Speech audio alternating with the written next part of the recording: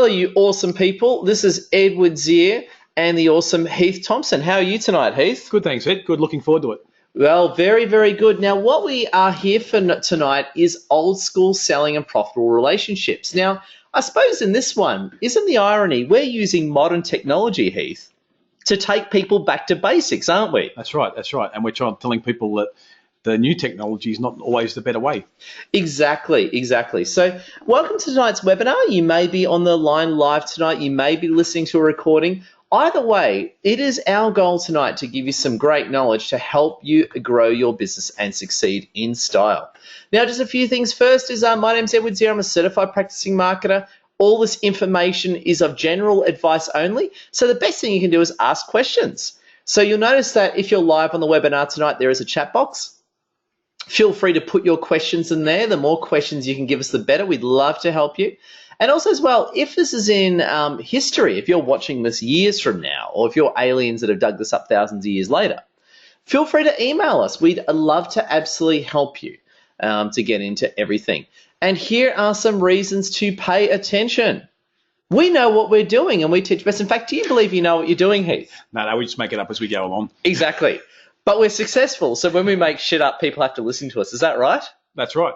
Exactly. So basically what we do in our webinars, we're not here to bore you with lots of content. We're here to teach you the proven best and what really works. And like all our webinars, this is completely on the house. So we've got a lot of clients on the line tonight. We've got a lot of people we haven't met yet. If you're a client, thank you for coming along tonight. This is our gift to you. And if you're not a client, we'd love you to consider using our services. And please share and recommend our stuff. We really appreciate that. And what we're all about in our webinars is helping you grow, succeed, and prosper. We want you to get more profitable clients. We want you to market and style. And we want you to get the success that you deserve. Now, very quickly, a few people on the line know me and a few people don't. Just to introduce myself to you, my name's Edward Zier. I'm a marketing mentor and authority.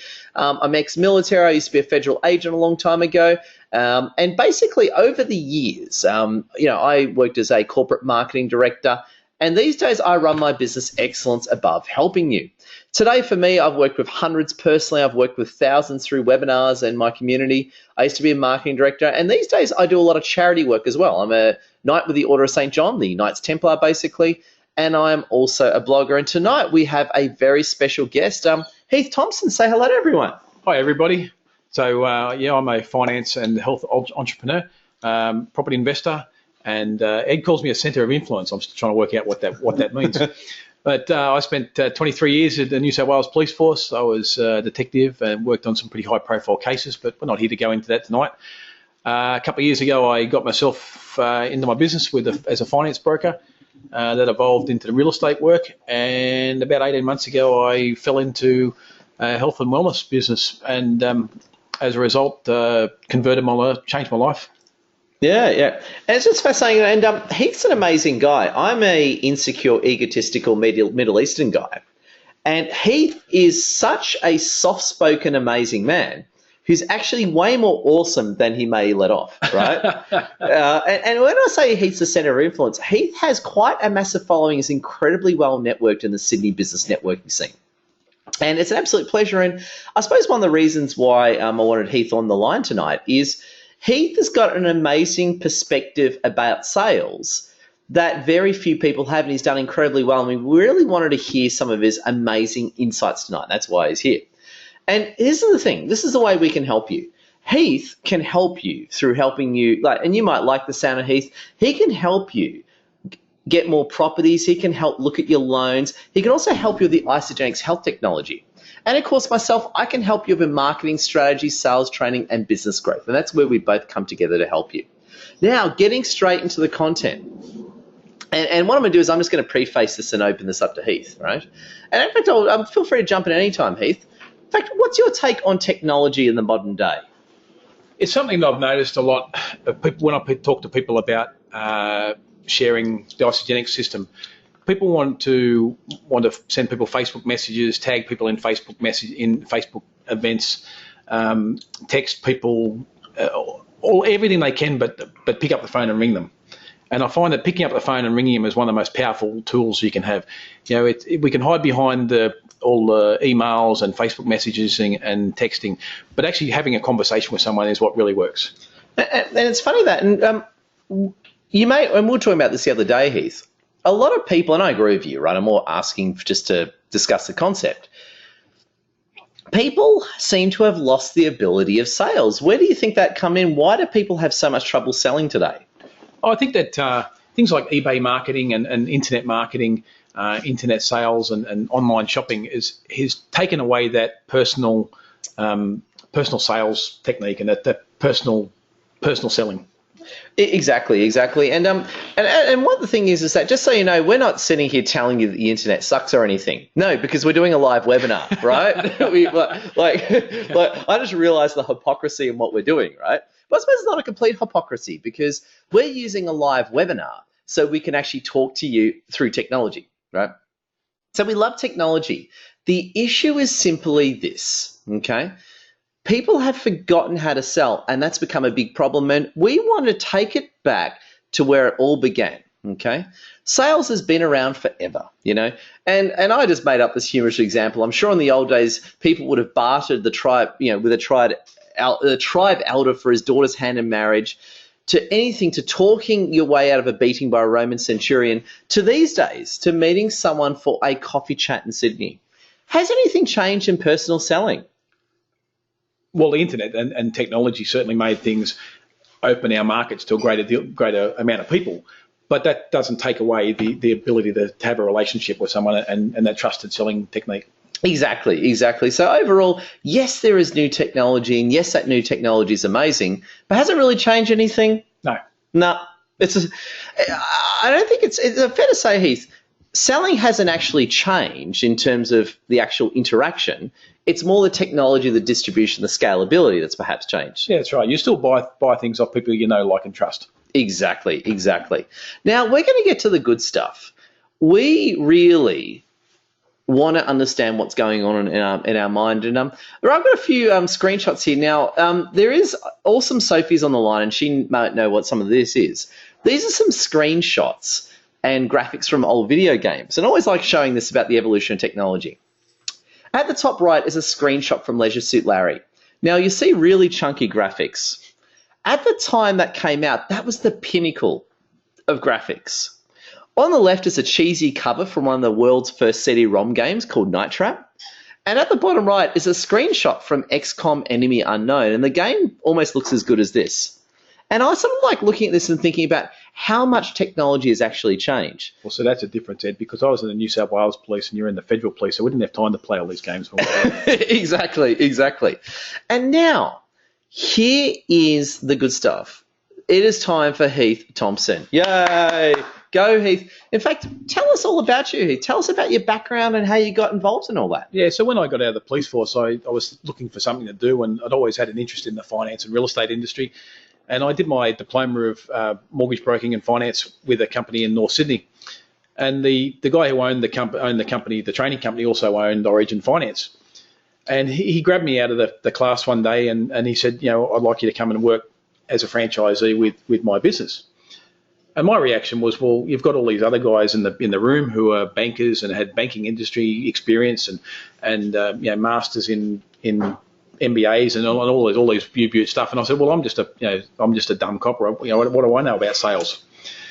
And he looked at me and he said, well, what have you been doing for the last 23 years? And I said, well, I was in the police force. And he said, aren't you, when you charge someone, you take them to court, you're selling a conviction to a jury, or you're walking into a domestic and you're trying to find a solution for someone who really doesn't want to have a solution given to them. So basically, he said, that's all it is. He said, all sales is finding, listening to someone, finding out what their problem is, and then finding a solution for it.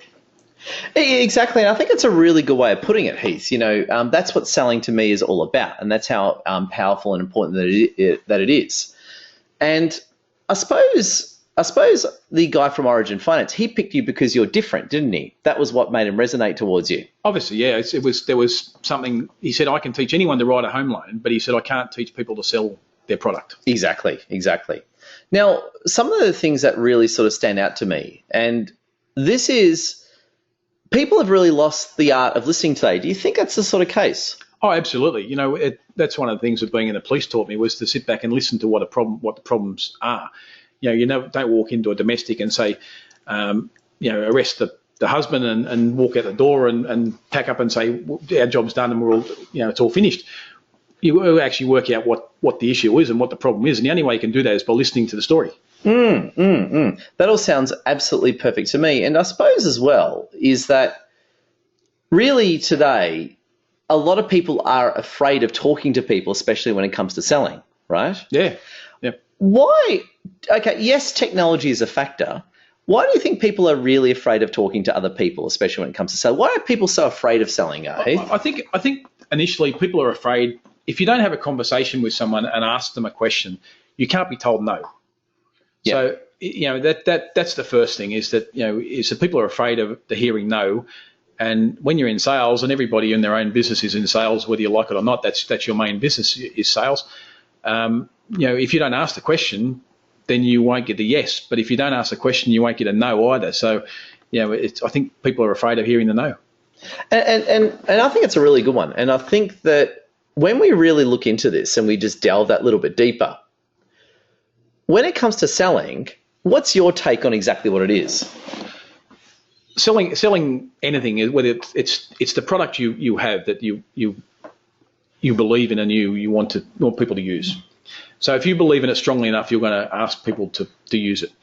So the first thing, it's asking the right questions, finding out what people's wants are, what people's needs are, and then working out how your product fits into their wants and needs. Sometimes it's not going to. It's you might not have a product that everybody wants, but unless you find out what they want and what their reason, what their hurt is, or where their pain is, or where their desires are, you're never going to know.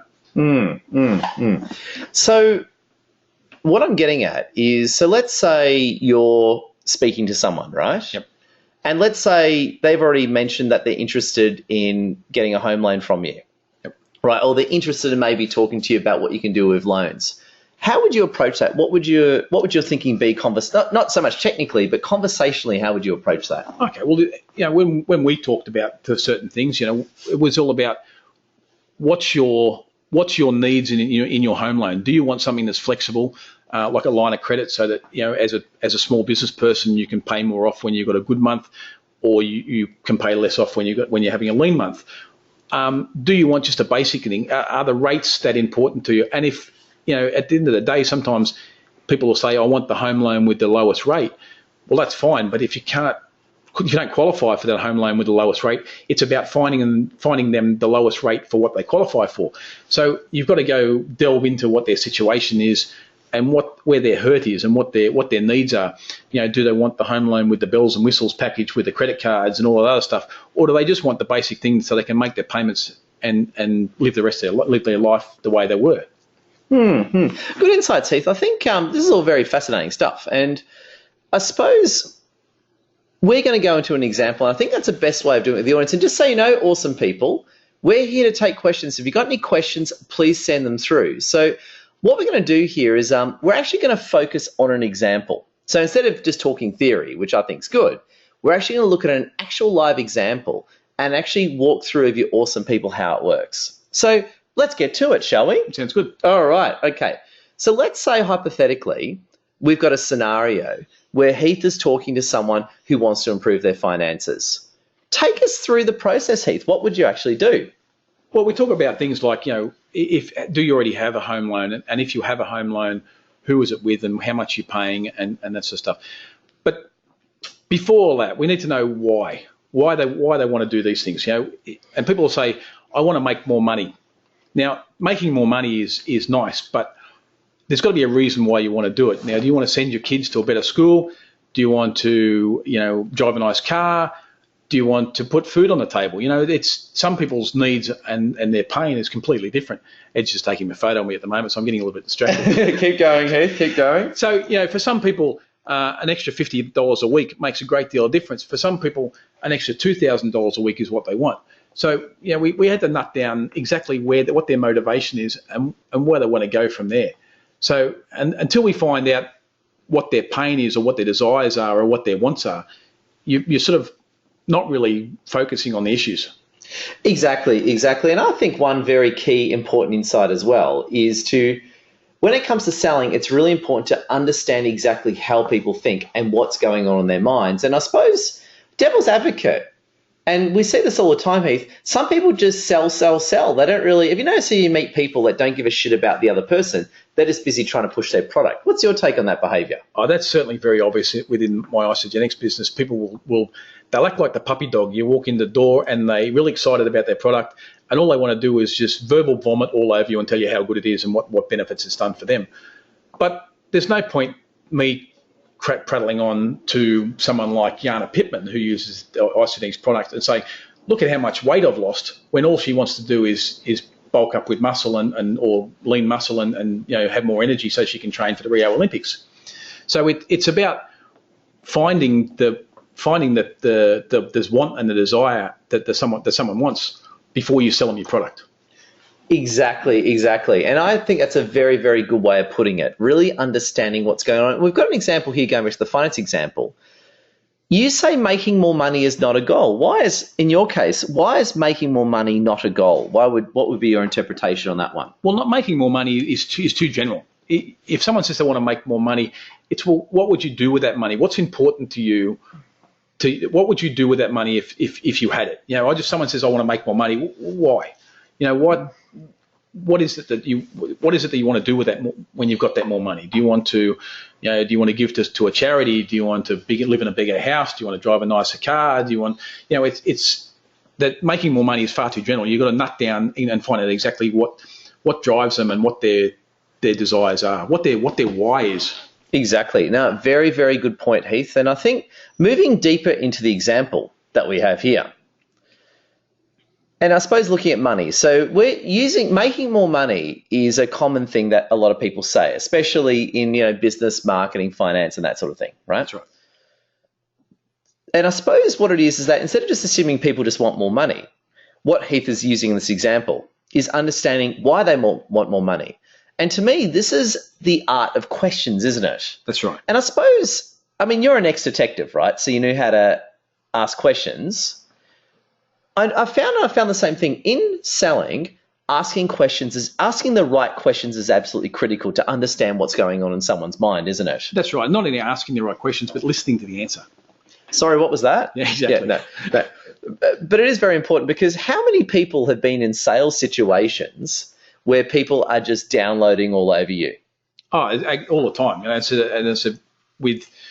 I can walk in and say to you, Ed, you want to refinance your homeland, you need to go with this bank because they do this and this and this and this and that.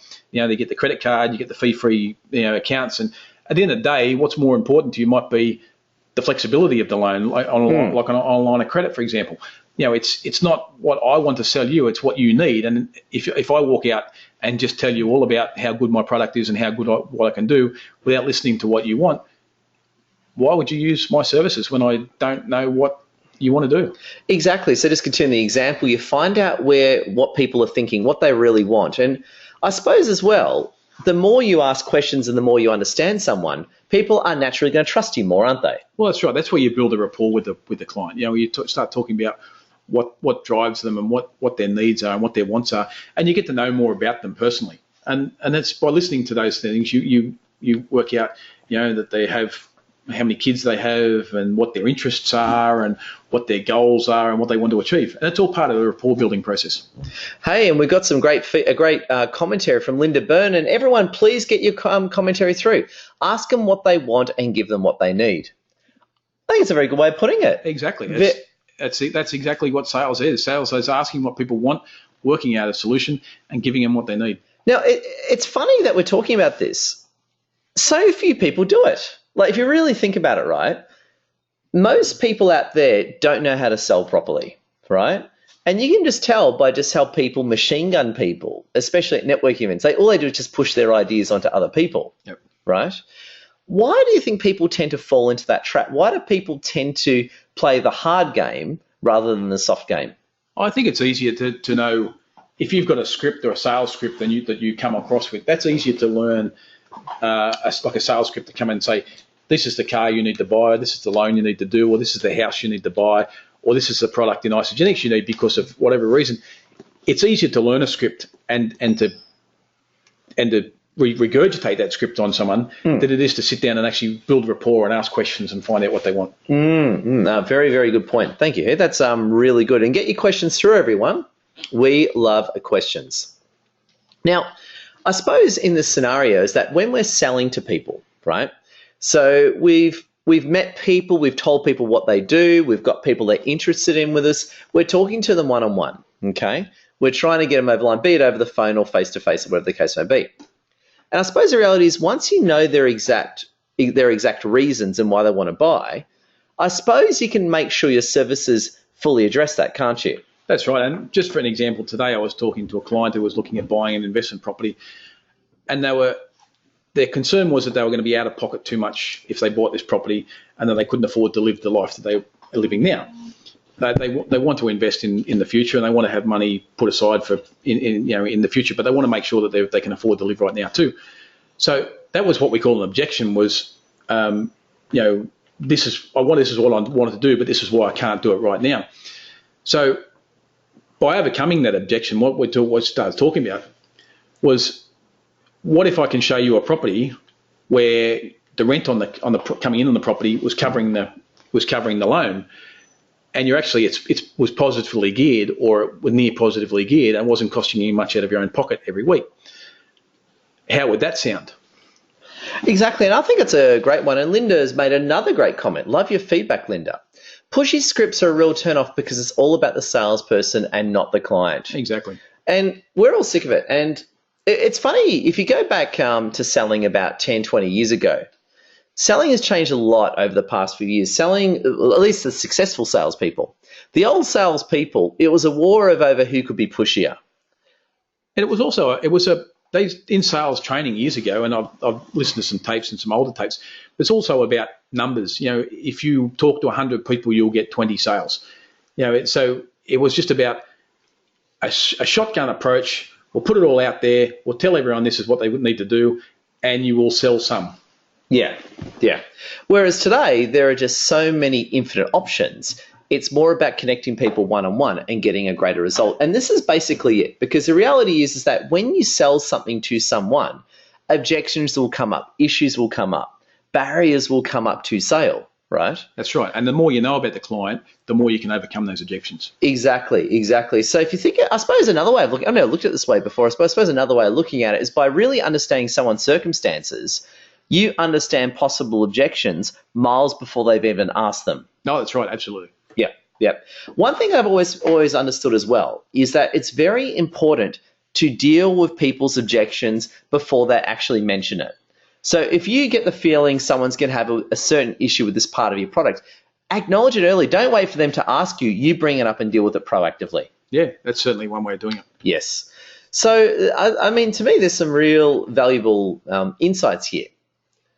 And one big issue that we find is, the way I look at it is when you sell someone. So you get a meeting, you speak to someone over the phone, you're selling them your services, right? Whatever it is, right? Your services or your product. Now, there seems to be a disproportionate amount of work always focused on the close of the sale. So how do you reel them in? How do you close them? How do you do the 1-2 jumbo on them to get them over the line? What's this? I don't know, Heath. There seems to be this morbid fetish with closing. What's all this closing? I don't know. What's all this closing stuff all about? It's like it's all the old school. You have to push the order at the end. Do your presentation and then ask for the sale. And I think that's where you lose. That's where you lose the rapport with the client. That's where you lose the trust. It's when you put that piece of paper in front of them and say, "Now you're ready to sign." Exactly. So I suppose the question is that if you're, let's say, selling to someone, and I've got my own take on this, but I want to hear yours first because that's why we've got you here, right? When it comes to actually selling someone, do you actually need to have that whole uncomfortable, do you want to order, do you want to get started scene at the end? Do you actually need to do it that way? I think sometimes you still need to ask that question, but it's the way you ask it. And if you're asking the right questions and you're asking the client about what they want and you're presenting something that suits their needs because you've asked all the right questions, I think at the end of the day, most of the time, they're going to say, when can I start? Yeah. Yeah. And I think that's really good insight. And we've got a great question from Ashley Butler. Thank you so much, Ashley. How do you overcome the negative stigma surrounding multi-level marketing businesses? Yeah. Oh, my cord, that is a great question. I've got my answer, but I think, Heath, you get to go first, then I'll give you my take on that one. Yeah, well, see, like Ashley's a friend of mine. We've done some work together. We actually met on a cruiser in Hawaii a few years ago, and he came to me and asked me about Isagenix, and he's had some amazing success. And he's a champion bloke. He sells, markets things to the AFL and the NRL, and little buttons to sell. Multi-level marketing has had some bad names, but I look at it like this. I'm really excited about the product that I use with Isagenix, and that's why I sell it. And I don't. When I say I sell it, I share it. And what I say is that because I've had such a good experience with it, I want to tell other people about it. Do people do the same thing with Facebook? Do you jump on Facebook and you share pictures of places you've been, or do you check in at restaurants you go to? Do you tell people about either on Facebook or on TripAdvisor? Do you tell people about hotels you've stayed at and stuff like that? And that's all it's doing. It's just sharing a good product experience you've had with something and letting other people know about it. So we don't sell it. We just share it with our friends. We share it with people we know. It's, you get excited about it, so you tell people about it. And that's all it is. And I think so. And Linda says, rip a question, Ashley. Now, jumping on that, and I'll give you my take, right? And that's really good, just building on what he's saying. The reality is, and this is a marketer's viewpoint. This is Heath's viewpoint is more of a sales entrepreneur's viewpoint. I'm going to give you more of a marketing manager's sort of answer, right? My take when it comes to multi-level marketing and stigma, being straight up about it, sort of building on what he's saying, it's very important that the reality is that I think Isagenix is awesome and I think it's a great product. However, other multi-level marketing concepts have tarnished the whole industry, right? And we're well aware of that. The trick is acknowledging the pink elephant in the room. So the reality is, yes, multi-level marketing businesses have had a lot of negative stigma, but the way to best deal with that is to acknowledge it. Yeah, they've had a lot of bad press, but this product and business is fine. It's not like the other ones. So I think really getting clear on that and demonstrating it, but also giving people some proof. Like, how can you actually prove? What's some evidence that you can give to people saying that this business is actually legit? But it's a good question, because I think Isagenix is awesome, Heath. What's some evidence you can give to people saying this is actually a legit business? Well, people will say about multi-level marketing is it's a pyramid scheme. Now, generally, in a pyramid scheme, a person pays something for a product, and then they'll share it down the line, and as it goes down the line, it becomes more expensive. So multi-level marketing is a true multi-level marketing business. The product is available at the same price to the last person that joined as it is from the first person that joined. It's been proven in courts in America to be a legitimate marketing strategy, and all it is just sharing a good product experience. People will go and buy their stuff from Woolworths or Coles or whoever. If you buy it through a direct sales method or a multi-level marketing thing, it doesn't take away of how good the product is. It just changes how you buy it. Exactly. And Linda Byrne, you're on fire tonight. That's great feedback from you, Linda. Appreciate it. Ask yourself who is holding on to the stigma. Project the belief you have in the product. And that's a great insight, I think, Linda, in that believing in your product is critical. And I remember talking personally is my product is me and my own knowledge, right? And my awesome marketing vault and all that great stuff. It took me a while to believe in myself, right? And again, we're not coaches here, right? We're not talking about self-esteem or anything like that, but talking more functional level, Heath. How do you build that confidence of believing in yourself when it comes to sales? How do you get that razor sharp confidence that you possess now? Oh, look, it's you got to work on it a lot. And I think coming from, you got to take one step back and firstly believe in the product and believe in the company and believe in yourself last. And that self-belief is the hardest part. And I know people making millions and millions of dollars a year, $1 million a year in Isagenix still would say that they're a 7 out of 10 in self-belief. They've got 100% belief in the product, 100% belief in the company, and 100% belief in the compensation plan, but they still only have a 7 out of 10 belief in themselves. And that's something that you have to work on every day. How do you work on that, Heath? Yeah, thanks for putting us on the spot. Yeah. I guess it's through practice. It's just the more people you talk to, the better you get. I mean, they say that every master was once a disaster, and you just keep sucking at something until you get better. Yeah, and it's funny. So Linda Byrne reacts. Nice question, Ed. Lots of love. It's funny. That's exactly my take as well. Like a good example, a good product which I'm very proud of is my online mentoring program, the Awesome Marketing Vault.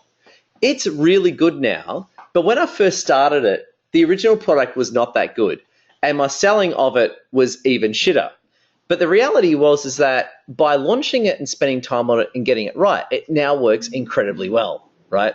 And I think that's it. I think just the reality is that when you start off selling, you are going to be rough at the start, but the quicker you push yourself through it is the sooner you get better at it. That's right. I mean, and with network marketing, it's the sort of thing that if you want to be a doctor, you have to go to university and learn to be a doctor. If you want to be a lawyer, you have to go to university and be a lawyer. Police officers have to go through the academy, and even then, when they come out of the academy, there's still a training process. So you can't expect to day one sign up as a salesman or a network marketer or whatever, and expect to be the number one salesman or number one network marketer in Australia. Everything takes practice, and the more you work on it, the better you get. Yeah. So there we go. And Linda, yeah, you're right. Old school. Practice makes perfect. We love it. And we're about old school, delivered through the latest in Citrix live webinar technology. I just find that funny. I just realized that. It's an old school webinar using the latest in Citrix webinar platforms, Heath. Now, continuing the example, and this is just an example, right? And this is going back to Heath having the conversation with him, right? It's really important to understand the person that you're speaking to. And I suppose the reality is, Heath, is that people will either buy or not, won't they? They will. I mean, you can show them the best product in the world. You can tell them all about it. You can ask all the right questions. Sometimes people just aren't ready. Exactly. However, by asking lots of questions and understanding their motives, that gives you the best possible odds, doesn't it? That's right. I mean, it's all about finding out what drives them and what motivates them. I remember I did a webinar with a guy that I know. He was talking about, how important is it for you to get out of procrastinating and how to be more successful. And I said, 100%. And he said, well, what are you willing to do to change? And I said, whatever it takes. So when he then hit me up for the program that he offered, I could hardly say, no, that's too expensive, or I don't want to do it, because I'd already told him that I was 100% committed to change. Yeah. So I suppose that's it. But I suppose in that scenario, when you bought that coaching program, Heath, you were ready to go. Like in your mind, before you spoke to the coach, you were ready to get involved, weren't you? Oh, I knew I wanted to do it. Yeah, it was something I wanted to do and wanted to get involved in and just take my business to the next level. Yeah. And Linda's made a great point. Thank you, Linda. You're on fire, this one. I like old school, actually talking to people instead of text or emails. And it's interesting, I might actually disagree with you on this one, Linda. No, I'm not actually disagreeing with you. I know you don't mean this, but I'll more just disagree with that general point just for the sake of the context. And I know you don't mean this, Linda, but I used to think this actually. A lot of people tend to think that sales is better than emailing, or emails better than texting, or it's a versus thing. I actually don't see it that way. Like, to me, personal selling is not better or worse than sending someone an email. It's different, right? The phone is different to face-to-face. A live webinar is different to talking to someone one-on-one. So I suppose in my mind, I don't see it as personal sales. I don't see it as a versus or sort of model. I sort of see it as in email marketing and Facebook is just awesome. But when you combine that with really good sales ability and the ability to talk to people, it'll make you unstoppable. What's your sort of take on that one? Yeah, that's right. They complement each other. So, you can't, emailing people gives you the opportunity to contact a number of people en masse and speak to a number of people all at once without having, and then you can target, using your tools like MailChimp, you can target who you're going to call from that list of people you emailed. Exactly. So great point, Linda. And I think it's right. I think that when it comes to actually persuading one person one-on-one, talking to them face-to-face over the phone is the best medium. And where text and emails comes in, it gives you that bulk domination and coverage, which I think is just great. Yeah. Without what one comment I heard, without sales raping people. So, without coming straight out and saying, this is what you need to buy and this is what you need to get. That's I've heard that expression called sales raping, without building any rapport or asking person if they're even interested in that product. Yeah. I mean, that's obviously not the most PC thing that you've said lately, Heath, and not that I'm a PC guy. But that's a very good way of putting it. As much as it's not PC, it's a very good way of putting it because some people just do that. They just don't get permission and they just go hard of it. We've got the awesome Sophie who's made a great comment. And I'll just read it out for everyone. I think it's about finding a balance in sales. Combining the speed of email, chat messaging with phone calls or physical letters work wonders. Best of both worlds. And that's a great way of putting it. That's exactly what we're advocating. I find, and this is sort of supporting what Linda Byrne was saying earlier, we've found historically there tends to be this, and it's not just in sales, it's in marketing. I notice there's this debate. People saying, no, personal selling is better than Facebook, right? Or personal selling is better than email marketing. And it's not that at all. To me, it's like, is a screwdriver better than a spanner, right? Well, it depends on what you're doing, I guess. Or is a screwdriver better than a hammer? Yeah, exactly. So to me, they're two different things. And I suppose the core message of what we're advocating is it's not so much one is better than the other. It's about understanding the uniqueness of every tool and how to apply it to a given situation that you're in. That sounds about right. There you go. So great one, Sophie. And Linda Byrne. Linda Byrne's she knows how to type. Great touch typers. Yes, and I use it too, however, you must have correct wording to ensure they understand you're saying and that you, okay, good. Just paraphrasing what Linda Byrne is selling is that Linda's basically saying, make sure you have the right wording. Make sure that people actually get what you're saying. And that's a good point. Some people can talk too much, but they're either not making any sense or they're too technically heavy and the other person doesn't understand them. Yeah, so I think going back to the old analogy, it's like being, I'm not a cat person like you are, Ed, but it's like being the pussycat in the room as opposed to the dog. So rather than jumping all over and just verbal vomiting all over them, you sit back and you ask the questions and you find out what drives someone first. Exactly, and I think it's a great way of putting it. I think just building on that, the other element that is critical as well is you want to be liked. You want to be a reasonable, intelligent person that always really gets there and understands people. And I think it's really good, and it's a great example. Linda made another point. Uploading videos to online. I upload videos to Facebook. So the thing is that putting a video on Facebook of me talking about my online product, the Awesome Marketing Vault or something like that, is actually me using my personal selling ability over social media. So to me, it's not Facebook it's not Facebook/email marketing versus personal selling. It's personal selling, and you can amplify that through social media. Yeah, and just going back to a question that Ashley asked before about the stigma of network marketing and sharing stuff like that. Ed, what was the video you put on Facebook the other day about your Microsoft experience? Yeah, well, what it did was, and praise be to God and praise be to Jesus and praise be to Bill Gates. We were so blessed the other day to attend the launch of Microsoft flagship store in Sydney. And that was a life-defining moment, Heath. And basically what it was that, I'm not kidding, by the way, I have been a Microsoft fan for years, and I was so blown away by how awesome the store was, how much Microsoft has come. I actually started crying. And I actually captured that on Facebook, me crying about how awesome Microsoft is, right? And you were sharing a product called Microsoft and telling other people how good it was and that they should be buying it. Exactly. And the thing is that it's not just that they should be buying it. They want to buy it. Yeah. So it's not like I'm Edward Zier and I'm going to impose my will on you. It's I'm Edward Zier and I want to tell you the truth and I want you to make your own decision about the virtues of Microsoft compared to shitty Apple technology. And did you get paid for that? No. And I should. Microsoft should give me money. That's right. And that's all network marketing is, sharing a product that you're passionate about and getting rewarded for it. And you make a great point there, Heath, in the context that I'm not talking about employees. I'm not talking about being an employee, having to sell a product you don't believe in. I'm talking about being your own boss and your own small business owner. A lot of people aren't passionate about selling their own products, aren't they? No, and it's something you've got to believe in 100% to really, not to push it on people. That's not the right thing, but to really share a product or to sell a product properly, you've got to believe in 100%. Exactly, and I think you have to like it, and if you use it, it makes it even better. And hey, you got a great one from Linda too. You need to stay in full contact with your customer to keep coming back. Love it.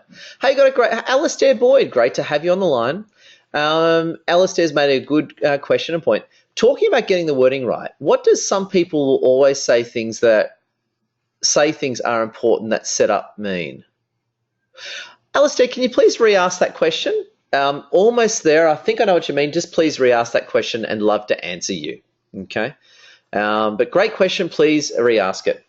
Oh, sorry. Some people always say things are important that set up. Oh, okay. No, that's my poor grammar. I take that back. That's me not proofreading what I'm saying and making no sense. So 1 to Alistair, 0 to Edward on that one.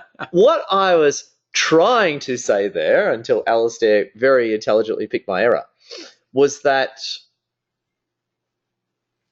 people will what I'm trying to say there is that not everyone's going to buy. But when you talk to people will, if they trust you, they'll often tell you what they're thinking. They'll set that up at the start of the conversation. They'll sort of reveal what things are about. What's your take on that one? Well, I think what we're trying to get at there with what your poor grammar and that it's time to go back to English school was that people will quite often say that they're ready to do something when they're not. And they're ready. Some people come to me and they say, I want to lose weight. I'm ready to do isogenics. And they try it for 10 days and they go, it's not working. I've still got most of the product sitting in the box and it didn't work. So they haven't used the product, but it hasn't worked. And they're just not ready. So it's all about timing. And, there's an old saying that you can't say the wrong thing to the right person. It's all about timing. If someone's ready, someone wants to invest in property, someone wants to refinance their home loan, someone wants to buy a house, or someone wants to get on the isogenics product and lose weight and get start feeling better about themselves, it's all about the timing. And if the timing's not right, then they might not buy. Exactly. And it's a real good one. And Linda Burns saying, got to stop the chockies too. We agree with that, especially at this time of night. But yeah, no, great point. Thanks, Alistair. I will go back to English school. I won't listen, but I'll go back there. But anyway, thank you for that. But yeah, some very good insights there. So really, that's a lot of the content we've gone through tonight. What we're going to do is Heath and I are going to wrap up the webinar.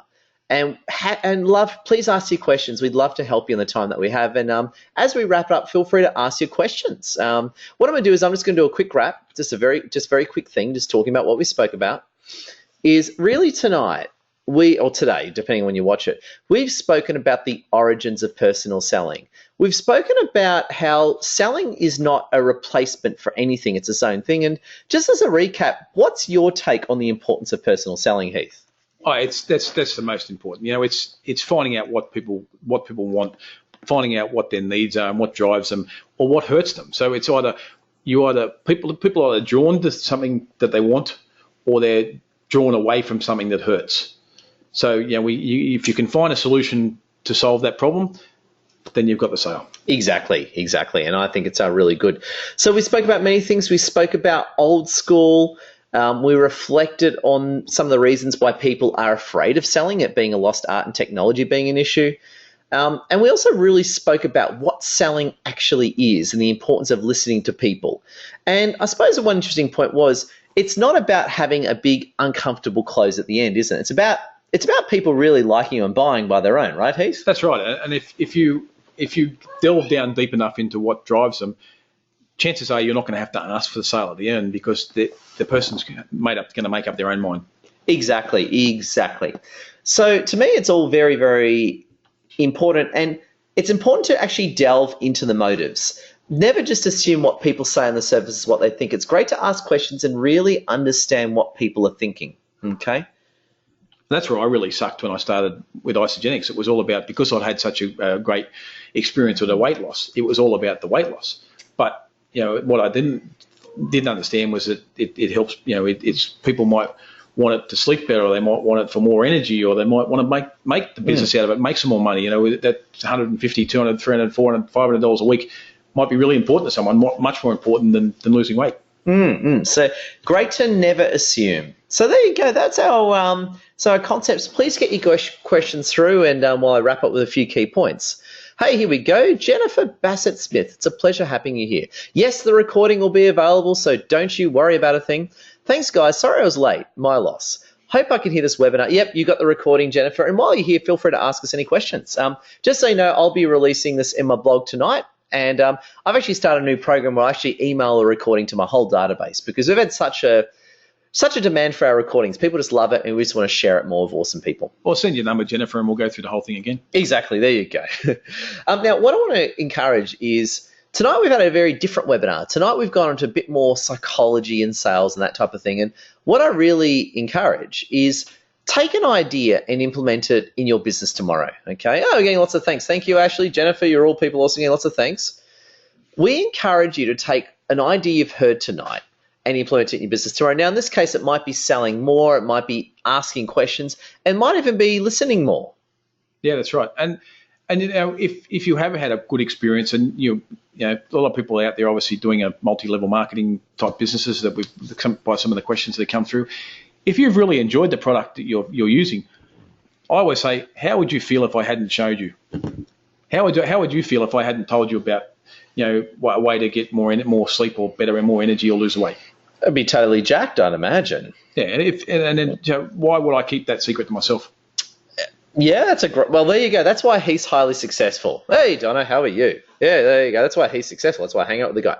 Hey, now just a few things I want to go through. Please get your questions through.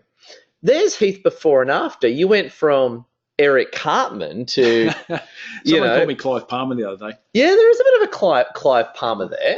And look at you today. You're like this handsome stud that, you know, that your wife's very blessed to have, aren't you? She's extremely blessed to have.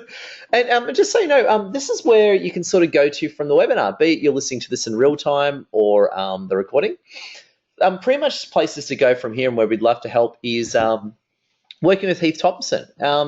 Heath Thompson can help you lose weight with isogenics and invest in property. And Heath, do you just want to spend a moment basically telling the audience about what can they do with you? How can you help them? Feel free to tell the audience. So as a finance broker, I help people find the right home loans, whether it's for their first home or they're buying a property or they're refinancing. We also have part of my business, we look at property investment. We're selling a lot of off the plan and house and land packages, either in Sydney, Melbourne, a lot in Brisbane at the moment, because Sydney's just becoming way too expensive for people to invest in. If people have investment properties, we can help manage the properties for them. And the isogenic side of things, you know, if you are looking at losing weight, getting healthier, getting more energy, or even just making some residual income on the side, that's something we can help out with. So I look at multiple income streams. I have a good mate a mate of mine who's sponsored me in isogenics. It's a financial planner, and he always talks about multiple income streams. So, you know, whether it be through property investment as passive income, where you have someone paying your mortgage for you, or through residual income like isogenics, where you do the work now and share it, and as you share it, people start sharing it, and next thing you know, you're making a residual income, and sometimes that is quite a significant income. I've got friends who that's all they do full time. Oh, great questions, very good questions. And actually, and we got some questions in while Heath was talking about that. So Linda Byrne was making a sales reference. Linda Byrne, just paraphrasing, is when you listen to people, it gives you an edge and you can build great rapport. And we haven't actually answered this. I might just sideline for a moment. We often hear about rapport. You got to build rapport with people. In non-marketing wank speak, what really is rapport, Heath? Well, I do some sales training, and one of the first things we do, we go to a seminar, and the guy that runs it, his name's David Wood. He's an awesome marketing and sales trainer. He says, stand up, walk about 50 metres away from where you're sitting, grab someone that you have never met before, and sit down and work out 5 things between you that you have in common. And by the time you've worked out 5 things you've got in common with these people, they're your new best friend. So that's all. And to work out 5 things you have in common, you ask questions. So, like, do you love Tony Abbott? Do you find the Liberal Party awesome? Do you think supporting the military is great? Questions like that, Heath? Yeah, those things. Yeah. Yeah. Try and keep it a little bit apolitical and keep. Like, do you think the UK should leave the European Union? It's another form of global order. Yeah, no, we more talk about things like, have you got any kids? Do you like to travel? Where do you live? What's the car do you drive? Those sort of things, and find common ground between each other that way. Excellent. So you don't have to ask them about your thoughts of the European Union or give them a hate speech. No, they're normally things that aren't quite so in depth and. Exactly. Keep religion and politics out of the first conversation, and it's generally a good way to start. Well, that's boring. Just kidding. Just boring. Great advice there. And I think it's a really good insight in all seriousness. It's about really... Linda, exactly. Yeah, rapport, not war. Oh, really? It's rapport, not war. I suppose it's an interesting one because I'm going to give, as a typical Middle Eastern entrepreneur, giving the counter viewpoint as well. Sometimes when you talk to people and you get to understand them, you actually don't want them as clients. You actually don't want to work with them. And that can happen too, yeah. And that's actually happened to, not much to be honest, it doesn't happen to me much anymore, but a few times I've actually dodged working with really poor potential clients because in that question process, I realized, shit, I don't want to work with this person. They're really horrible, actually. Have you had any, I suppose, opposite stories like that, Heath? Yeah, we talk sometimes about people who I'd have in my isogenics family. And basically, if you don't want them at your dinner table, then would you do business with them? Exactly. I had an interesting one, and I don't want to sideline too long because it's nighttime. But I had one experience where a very good colleague of mine gave me a referral to this woman in a certain industry. I don't want to imply who it is or anything like that, right? And basically, I spoke to this person over the phone. They booked in a session with me and got started. And when I went there, the person the actual client that I was meeting with, they were horrible. They were aggressive. They were nasty. They were derogatory. They were even slightly racist, right? It was basically, it was like, I don't know. It was like talking to a whole different person than what I expected. And we actually found out after half an hour, we're actually not suited to each other, right? And I suppose in that case, I was actually glad I really got to know them because I actually told the person who referred me to them, I don't want this person being successful, not out of spite, but because if this person had staff, they would make that staff's life an absolute nightmare, right? And I've never said that before. In the whole 5 years in business, I've only ever said that once. And I suppose it's good to really ask questions because you want to make sure you are working with the right people. Now, there's an awesome guy on the line tonight who I'm not going to mention who it is, but his initials are... His first name starts with K, and he knows who it is because I don't want to give it away, right? Cool guy, and I spoke to this guy today whose first name starts with K over the phone. You know who you are, K. And he made a great point. He's actually had clients that he's actually sent away because they were just mean to him and pushing him around. So that's the opposing side of it too. I think getting to know people is just critical. It's just critical, isn't it? Yeah. And Donna, to answer your question, I started my isogenics journey on Anzac Day last year. I lost about 30. I'm down about 37 kilos now. Did most of my lower weight loss was in the first 90 days, and then after that, it slowed down. I started hitting the gym, and obviously I put on more muscle as well. And I haven't been as strict as what I was when I first started. So I got to just under 100 kilos the other day, and it's the journey's a long journey. I'm not trying to strip the weight off in a hurry anymore, but that gives you a bit of an idea. It's been about 18 months now since since I started. Those two photos are about 18 months apart. Wow. Well, and thank you, Donna. Congratulations to Heath. And I'm going to say, well done, Heath. It's just inspirational. Thank right? you. Thank you. I mean, and I want to show you a different note, right? This is a total side note. Remember how before we made reference to giving evidence, right? Giving evidence of the claims. That photo is very telling. Like, let's say you're considering, and I highly recommend this, let's say I've had massive trouble with my weight, right, over the years. And let's say hypothetically you're interested in, losing weight and keeping off of isogenics. The photo is all the proof that you need. You've turned Clive Palmer into Sam Worthington. You know what I mean? And I think it's great. I mean, to me, you can't get much more proof than that it works, doesn't it? No, and the other thing it's done is it's given me more confidence to become a better salesman as well because I'm more confident in myself as well. Exactly. So really good point. So again, if you want health, if you want, I always get health and Heath mixed up.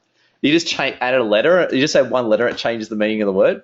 But if you want to work on your health with Heath, or you want to look in that property area, please have a chat to Heath. Cool guy.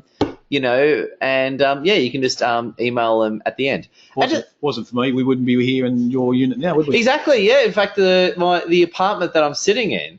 God bless Heath. He's the guy that actually, helped me finance it. It was a pain in the ass too. Anyway, I was a pain. Not Heath was a pain in the ass. I was a pain in the ass. So anyway, thanks for bearing with me. Hey, and just to let you know as well, I've got a lot of awesome clients on the line tonight, and a lot of people who aren't clients that I haven't met yet. Just let you know, if you are a client and you've listened to this webinar, please, if you've got any questions from it, if this triggers any thoughts or any questions, feel free to email Heath and I, and we can sort of answer it, right? And that's really good. If you're not a client, I'd love you to consider becoming a client. So there's two great ways of doing it. The first place I recommend is visit my website at excellenceabove.com.au. For just $97 a month, you can access my online marketing mentoring program, the Awesome Marketing Vault. That includes all the great content, my secret Facebook group, and unlimited email access to me. So you can access my knowledge and email me with whatever you need and ask me questions to help you kick ass as a business owner. So I highly recommend the Awesome Marketing Vault for just $97 a month. And of course, if you want more of me, I've got private mentoring starting at $550 a month plus GST. But again, the Awesome Marketing Vault, love you to check it out.